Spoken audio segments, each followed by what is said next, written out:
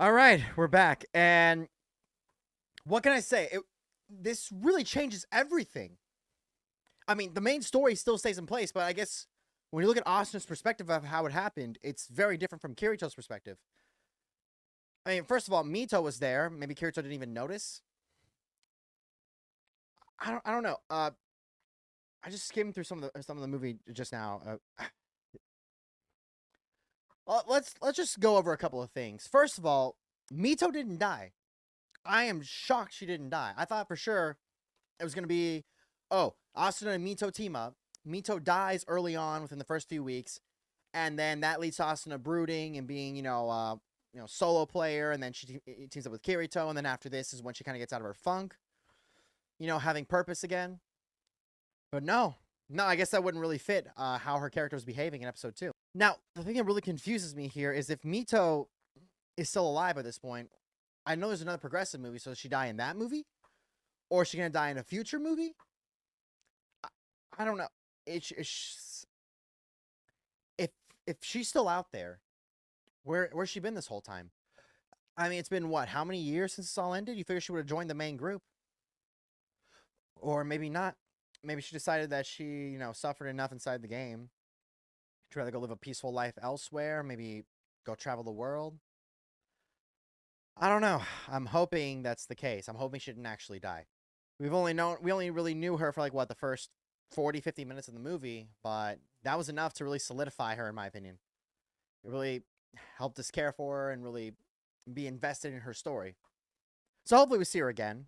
She'll probably be in the next movie. Besides that, though, it's also weird because here's what I find weird. Let's go back to that moment in the movie. So as we can see right here, Asuna and Kirito are just kind of like, they're talking, they're teaming up, they're really getting to know each other. And then by the end of the movie, she goes with him. What's up with that? She goes with him, and I guess they teamed up together after that? What, second floor at the very least? Here's why that's confusing. By what, episode 5, we know that these two can't stand each other. They're constantly opposing one another. We also know by episode 3, he's with, the Moonlit Black Cats and Sachi and the others. So, how did that happen? How do you go from, these two getting along very well right here to, I don't know, later on they hate each other, and then later on they fall in love. And they team up on multiple occasions. I don't know. My guess is, they're going to team up through maybe floor 2, 3, 4, and then maybe they go their separate ways. Something must happen. A lot can happen, okay? I mean, he didn't go to the Moonlit Black Cats for 10 months of the first 10 months of the game is when he went? Something like that? No, it must have been the first 6 months. I don't remember. Whenever, though, I mean, that's a long time. A lot could have happened between these two. So I guess there's that. Now, this is the biggest one. And I went back and I made sure that I saw what I saw. So yeah, that guy was Johnny Black. Okay, he was Death Gun. And he was an SAO Abridged. He was the meat toboggan guy. Okay, he was the one who said, oh, hey, it's you. You're Schmidt from Piece of Schmidt Games. Please don't tell me that's what you called yourself. Yeah, well, do you remember a character by the name of Johnny Black? Meat toboggan. Yeah, so I don't know. He's gonna string him up with a meat toboggan. I don't know what the deal was there, but it's crazy. He was here on the assault team with them. He's the one who really set the divide. Bao started it, but Johnny Black's the one who really pushed it forward, making it seem like the information brokers were all, lying to them. The information brokers couldn't be trusted. All the beta testers were there, and that's what kind of forced Kirito to invent the beater concept. This makes a lot more sense than the original, that's for sure. I don't know.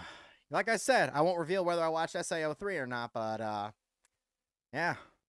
Now, one more thing that kind of bugs me is that in this version of the fight, so if you look back at episode 2, I believe what happened was that Kirito and Asuna teamed up after Diabel's death, and she was the one who approached him. He was kind of taking charge, and then when they both went down, Aegil and the others came to help him.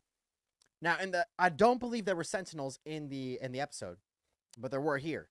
They actually had to fight little soldiers, minions, to make sure they could actually, clear the game, or I guess clear the boss level, which makes more sense. Most games are like that. You have to clear the little minions, and then you fight the big boss. But that's the case. So that means that with this version, Kirito is taking charge against Ilfang, and then the others are fighting the Sentinels. And then Asuna takes charge and redirects everybody and kind of takes Diabel's place. I guess if we want to look at this generously, Kirito remembers himself taking charge, and then Asuna remembers herself taking charge. Because they both went up against him, so there's that. I don't know. But that's about all I've got for this. Is there anything else I'm missing? Oh yeah, there's this. So Asuna's brother, he was the one supposed to go into SAO. What would have happened if he had been the one to do it? How did he feel knowing that his game is what caused her to, be comatose for all that time? They're all probably in their hospitals at this point. Of course they are. Of course, 2,000 players have already died, and, they've just completed the first floor. God, imagine if this had been episodic. Just, so many different episodes. I mean, when I first saw this, had only 25 episodes in the season. I was, and I figured, okay, so we're gonna get to what, floor 25 at the end of the season, and then season 4 is gonna have us finish, the entire series. That made sense to me. 25 episodes per season, 100 episodes, 100 floors. Maybe we figure out what happens afterward. All right, we'll do that. But then, as soon as the time skip happened, I was like, okay, so here they are. They get to floor 2, and then the time skip happens again, and I'm like, wait, what? What is going on? It was so annoying. It really was. So I can definitively say I like Progressive better than the original. Progressive is just a retelling, and it is much better. All right. I wish we could have gotten this for every single floor, or at least every few floors. I wish it could have been a slow process. It's like, okay, we'll have like a month-long time skip in between each episode. They're doing things on the sideline. We actually get full-on character development for everybody. Now, everyone in the comment section right now is about to spam, hey, if that's how you feel about Progressive, why don't you feel that way about Abridged? And I'm like, because Abridged is a completely different series. In my opinion, I don't even see the two as the same thing, all right? One is SAO, one is Abridged.